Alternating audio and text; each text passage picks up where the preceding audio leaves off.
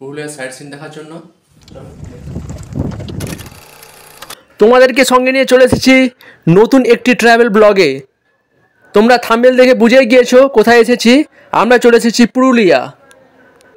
আজ আমরা কী করলাম এবং কোথায় কোথায় ঘুরলাম সেইটাই আজ তোমাদের সাথে শেয়ার করব। তোমরা অবশ্যই ভিডিওটি শেষ পর্যন্ত দেখো। সকাল সকাল টিটা ছেড়ে আমরা বেরিয়ে পড়লাম ভ্রমণের উদ্দেশ্যে। আমরা একটা ক্যাব ভাড়া করেছিলাম। আমরা এখন বেরিয়ে পড়েছি পুরুলিয়ার সাইট সিন দেখার জন্য। চলো লেটস গো, দেখা যাক।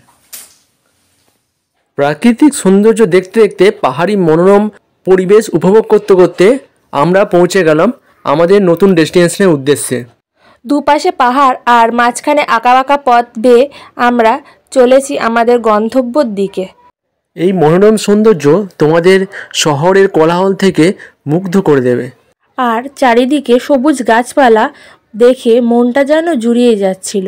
আর দেখো বন্ধুরা, আর বড় বড় সব পাহাড়ের মাঝখান দিয়ে সূর্যি মামা কি সুন্দর উঁকি দিচ্ছে। পাহাড়ের এত সৌন্দর্য উপভোগ করতে করতে আমরা পৌঁছে গেলাম আমাদের প্রথম ডেস্টিনি। আজকের আমাদের প্রথম ডেস্টিনি ছিল পুরুলিয়ার অযোধ্যা পাহাড়ের লহরিয়া শিব মন্দির। চলো বন্ধুরা, আজকের লহরিয়া শিব মন্দিরটা দেখে নেওয়া যাক। এই লহরিয়া শিব মন্দির দেখেই আমরা আমাদের যাত্রাপথ শুরু করব।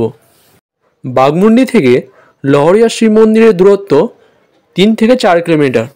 লহরিয়া শিব মন্দিরের পাশেই ঠিক রয়েছে লহরিয়া ড্যাম, যেটা দেখতে খুবই সুন্দর এবং তোমাদের মুগ্ধ করবেই এই জায়গাটি। মন্দিরের পাশে রয়েছে অসংখ্য কেনাকাটার দোকান। প্রথম ডেস্টিনেশন আমাদের লহরিয়া শিব মন্দির। এই লহরিয়া শিব মন্দিরের পাশে রয়েছে লহরিয়া ড্যাম। এই ড্যামের জলাশয় আর পাহাড় মিলেমিশে এক হয়ে গিয়েছে। যেহেতু আমরা শীতকালে গিয়েছিলাম, তাই জন্য শীতের সকালে কুয়াশা আর জল আর একদিকে পাহাড়, খুবই সুন্দর লাগছিল। আর এত সুন্দর জায়গাটা দেখে আমরা দুজনে একটু ভিডিও আর রিলস বানিয়ে নিচ্ছিলাম বন্ধুরা। আমার তো খুবই সুন্দর লেগেছে এই জায়গাটা। তোমরা অবশ্যই একবার এসে ভ্রমণ করে যেও। এরপর আমরা আবার প্রাকৃতিক সৌন্দর্য উপভোগ করতে করতে বেরিয়ে পড়লাম আমাদের নেক্সট ডেস্টিনেশনের উদ্দেশ্যে। আমরা পুরুলিয়া শহরে বাঘমুন্ডিতে থেকেছিলাম। এখানে ঘর ভাড়া, থাকা, খাওয়া খুবই কম খরচার মধ্যে পাওয়া যায়। তোমরা আসলে অবশ্যই এই বাঘমুন্ডি শহরেই থেকো। এখান থেকে পিকনিক স্পট এবং ঘোরার জায়গাগুলো খুবই সামনে। বাঘমুন্ডি শহর থেকে হিলটপের দূরত্ব মাত্র 5 থেকে 6 কিলোমিটার। আমরা এই বাঘমুন্ডি মোড়েই ছিলাম। সেখানে ছিল অসংখ্য খাবার দাবারের দোকান। তোমরা সব রকমই খাওয়ার জিনিস ওখানে পেয়ে যাবে। এরপর আমরা চলে আসলাম দ্বিতীয় গন্তব্য লোয়ার ড্যাম। এরপর লোয়ার ড্যাম দেখেই আমরা চলে আসলাম আমাদের নেক্সট ডেস্টিনেশন আপার ড্যাম। এই আপার ড্যামে জলবিদ্যুৎ উৎপাদন কেন্দ্র তোমরা দেখতে পাবে। এই আপার ও লোয়ারের মধ্যবর্তী অঞ্চলে জলবিদ্যুৎ উৎপাদন কেন্দ্র তৈরি করা হয়। এরপর আবার বেরিয়ে পড়লাম নেক্সট ডেস্টিনেশনের উদ্দেশ্যে। গ্রামের পথ বেয়ে আমরা এগিয়ে চলেছি। চারিদিকে লাল মাটি আর লাল পাথরের টুকরো পড়ে রয়েছে। এবার আমরা পৌঁছে গেলাম সীতাকুণ্ড। এই সীতাকুণ্ডে দেখো বন্ধুরা, কি সুন্দর জলের তলা থেকে বালিগুলো বুলবুলি উঠছে। যেমন গরম জলের বুদবুদি ওঠে সেরকম। তার পাশেই ছিল খুব সুন্দর একটা ঝর্ণা। দেখো বন্ধুরা, তোমাদের দাদা সেই ঝর্ণার পাশে চলে গেছে আর ছবি তুলতে শুরু করে দিয়েছে। এরপরেই চলে এসেছিলাম আমরা দুর্গা মন্দির।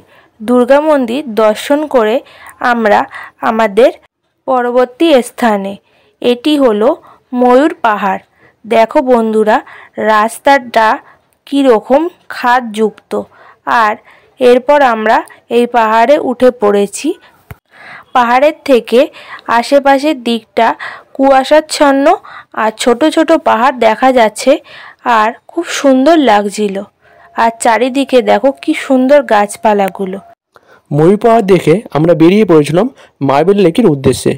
মার্বেল লেক পুরুলিয়ার একটি অন্যতম জনপ্রিয় স্থান। এখানে মানুষের ভিড় খুব বেশি লক্ষ্য করা যায়। আর এই লেকটি তৈরি হয়েছে, এই লেকটি বাইরে থেকে যতটা সুন্দর এবং ওপর থেকে আরও বেশি সুন্দর তোমরা উপভোগ করতে পারবে। এই লেকটির চারপাশে চারিধারে পাহাড়ে ভর্তি এবং মাঝখানে লেক। লেকের জলটা এত পরিষ্কার আর স্বচ্ছ, খুব ভালো লাগছিল।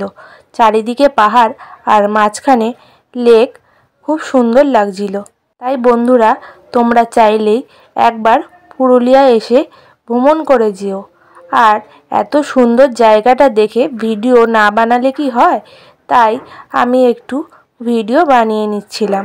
পর আবার বেরিয়ে পড়লাম আমাদের পরের গন্তব্যর দিকে। পরবর্তী স্পট বামনি জলপ্রপাত। এই জলপথে নামতে হলে তোমাদের খুব বেশি কষ্ট করতে হবে, কারণ এখানে 300 থেকে 400টা সিঁড়ি নেমে তোমাদের নিচে নামতে হবে এবং নিচে থেকে ওপরে উঠতে খুবই কষ্টদায়ক ফিল করতে হবে। কিন্তু তোমরা যদি সবাই কষ্ট করে নামতে পারো তাহলে দেখবে খুব সুন্দর লাগবে, কারণ নিচে রয়েছে খুব সুন্দর একটি ঝর্ণা। এরপর আমরা চলে এসেছিলাম তুর্গা জলপ্রপাত। তুর্গা জলপ্রপাতটি বামনি জলপ্রপাতের মতো অত খরস্রোতা নয়, কিন্তু দেখতে খুবই সুন্দর এবং জলটা খুবই ঠান্ডা। তুর্গা জলপ্রপাতের পাশেই রয়েছে তুর্গা ড্যাম। তো বন্ধুরা, আজকের ভিডিওটা কেমন লাগলো অবশ্যই কমেন্টে জানিও। আর লাইক, শেয়ার, সাবস্ক্রাইব করতে ভুলো না কিন্তু।